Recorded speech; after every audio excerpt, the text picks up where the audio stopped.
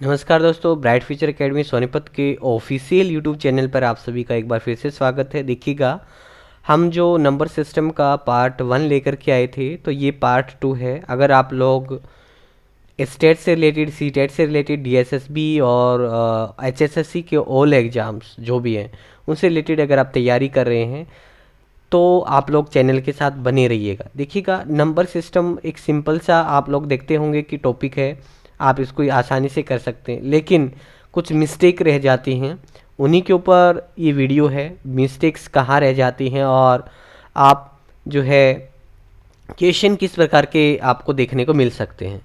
तो देखिएगा, वीडियो के साथ बना रहिएगा। हमारा ये पार्ट 2 है। इसमें हमने इससे पहले जो है रैशनल इरेशनल नंबर कहाँ से निकले हैं, दशमलव पद्धति, इन सब के बारे में फर्स्ट वीडियो में हमने पढ़ा है। अब इंटीजर जो पूर्णांक जो होते हैं उसके बारे में हम जानते हैं। इंटीजर जिनको हम पूर्णांक कहते हैं। अब देखिएगा, किसी भी चीज़ को समझने से पहले हमें उसकी गहराई तक जाना चाहिए। मोटी मोटी चीज़ों के बारे में पता रहता है, लेकिन एक्चुअल में जो चीज़ें होती हैं उनका हमें पता नहीं रहता। देखिएगा, ये आप लोगों ने देखा होगा, नेचुरल नंबर जो 1 से स्टार्ट होते हैं, नेचुरल, मैं एन से डिनोट कर रहा हूँ। इसके बाद एक जीरो है, जीरो अलग ही है भाई, जीरो की बाद में खोज की गई थी, आप लोगों को पता है। इसके बाद पूर्ण संख्या, होल नंबर जिसको हम कहते हैं, जीरो से जो स्टार्ट होता है।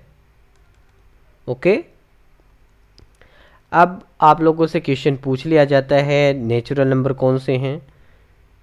नेचुरल नंबर 1 से स्टार्ट होता है, और होल नंबर अगर आपसे पूछा जाए, जीरो, अगर जीरो होल नंबर नहीं है, जीरो से स्टार्ट जब होता है तो होल नंबर है। ये आपको ध्यान रखना है। ओके, और कुछ क्वेश्चन ऐसे बनते हैं, देखिएगा, जो हमने अभी इंटीजर को, ये तो हमने नेचुरल और होल नंबर के ऊपर डिवाइड किया है। आप लोग डिवाइड, हम जो है होल नंबर को या इंटीजर को हम किस प्रकार से एक दूसरे तरीके से करते, इवन और ओड, ओड का और इवन के तरीके से भी करते हैं। देखिएगा, इसमें ओड और इवन किस प्रकार से है। जैसे आप लोगों को पता है इवन नंबर, आप सभी को पता है इवन के बारे में, जो 2 से डिवाइड किए जा सकते हैं, और ओड जो 2 से डिवाइड नहीं होते हैं। आप लोगों को पता है 2, 4, 6, ये सब जो है इवन नंबर है। ठीक है, अब आप लोगों को ये भी पता है 1, 3, 5, 7 क्या है ये, इसको आप ओड बोलेंगे। ठीक है, अब लोग इसको बोलेंगे कि ये ओड है। ठीक है, अभी आपको कुछ समझने की ज़रूरत है। क्या समझना है? देखिएगा, आप लोगों से पूछ लिया जाता है जीरो क्या है, जीरो क्या इवन है या जीरो ओड है। जीरो जो है वो एक इवन नंबर है। अब आप सोचेंगे कि क्या जीरो जो है 2 से डिवाइड हो जाती है? बिल्कुल हो जाती है। अब इसको समझने के लिए आपको सीखना है कि किस प्रकार से ये ओड है। अब देखिएगा, मैं लिख रहा हूँ 2, 4, 6, 8, और यहाँ पर देखिएगा -4, -2। आप लोगों को पता है कि 2 का डिफरेंस होता है और सम संख्या जब होती है। अब 2 सम संख्या है और -2 ये भी एक प्रकार से सम संख्या है, हालांकि माइनस है लेकिन सम संख्या है। अच्छा, अब इनका और इनका अंतर सेम है क्या? बिल्कुल नहीं है। इनका और इनका अंतर तो 4 है, तो 2 का अंतर होना चाहिए। तो यहाँ पर जो जीरो है वो क्या है? वो एक सम संख्या है। यहाँ से क्वेश्चन आप लोगों से पूछ लिया जाता है कि जीरो क्या है, जीरो सम संख्या है। ये चीज़ें आप लोगों को ध्यान रखना है। जीरो क्या है? जीरो एक सम संख्या है। क्वेश्चन यहाँ से बनता है। ओके, इसके बाद हम इनको डिवाइड कर सकते हैं, प्राइम, कंपोजिट, इस टाइप से। देखिएगा, जैसे हमने डिवाइड किया अभाज्य, इनको अभाज्य संख्याएं, भाज्य संख्याएं, और एक और होती है जो ना भाज्य है, न भाज्य संख्या है और ना अभाज्य है। देखिएगा, ध्यान रखना है, यहीं से क्वेश्चन पूछा जाता है। अब देखिएगा, आप लोगों से कई बार पूछ लिया जाता है कि अभाज्य संख्या क्या होती है। अभाज्य संख्या वो होती है जो एक से और अपने आप से ही डिवाइड होती है। ठीक है, भाज्य संख्या आप लोगों को पता ही है, मोर देन 2 फैक्टर जिसके होते हैं, मोर देन 2 फैक्टर, 2 से ज़्यादा। और सबसे मेन क्वेश्चन बनता है 1।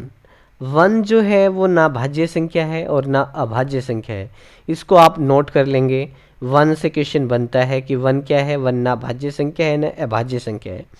इसके बाद अभाज्य संख्या, सबसे छोटी अभाज्य संख्या, यहाँ से क्वेश्चन बनता है सबसे छोटी अभाज्य संख्या क्या है।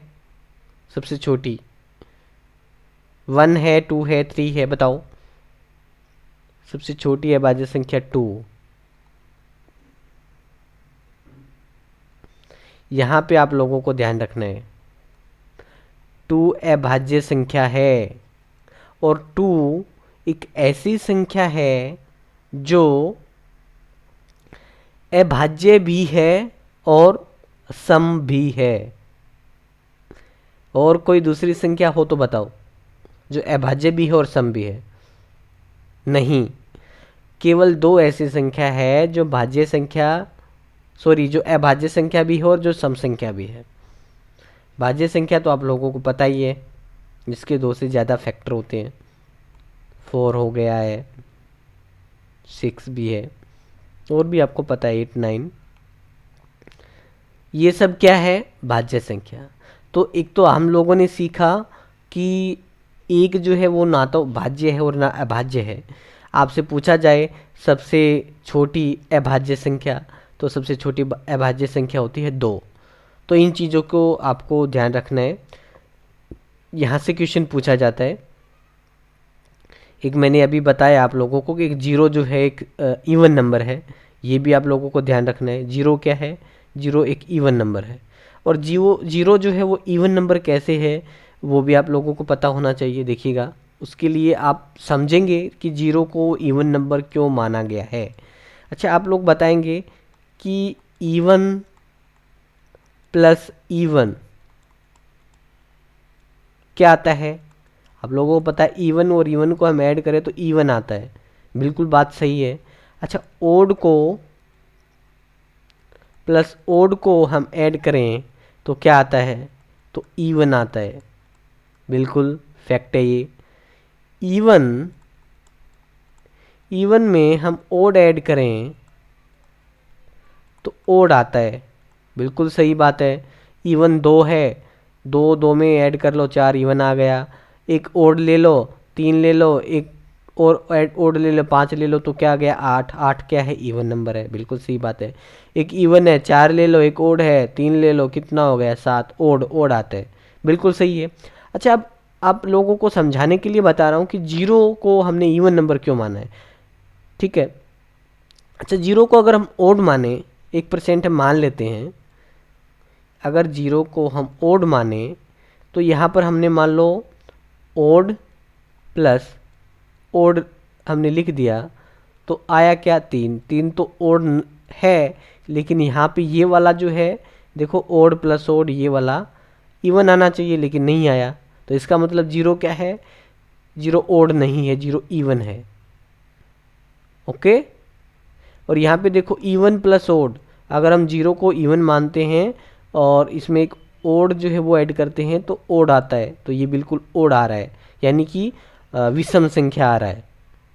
ओके, तो आप लोगों को ध्यान रखना है 0 एक जो है सम संख्या है और सबसे छोटी अभाज्य संख्या 2 है, और एक जो है वो ना भाज्य है ना अभाज्य संख्या है। इनमें से आपको ध्यान रखना है। एक और क्वेश्चन पूछ लिया जाता है।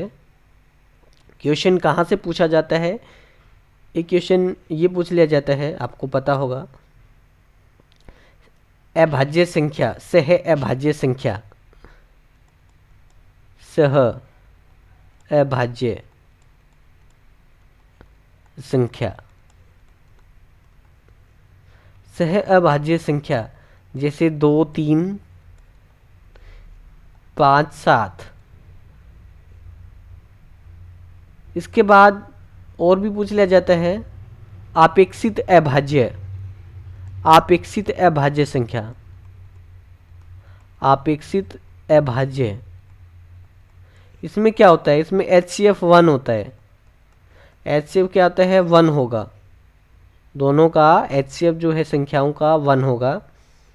जैसे 1, 2 लगा लो आप, HCF 1 होना चाहिए, हाईएस्ट कॉमन फैक्टर वो 1 होना चाहिए, उसको अपेक्षित अभाज्य संख्या कहते हैं। सह अभाज्य संख्या जो है वो जैसे 2 और 3, 5 एंड 7 ये सह अभाज्य संख्याएं हैं। ठीक है, सभी सह अभाज्य संख्याएं अपेक्षित अभाज्य संख्याएं होती हैं। सभी सह अभाज्य संख्याएं अपेक्षित अभाज्य संख्याएं होती हैं, यानी कि सभी में जो है HCF 1 होता है। ये चीज़ें ध्यान रखने की होती है, कई बार पूछा जाता है, कई बार।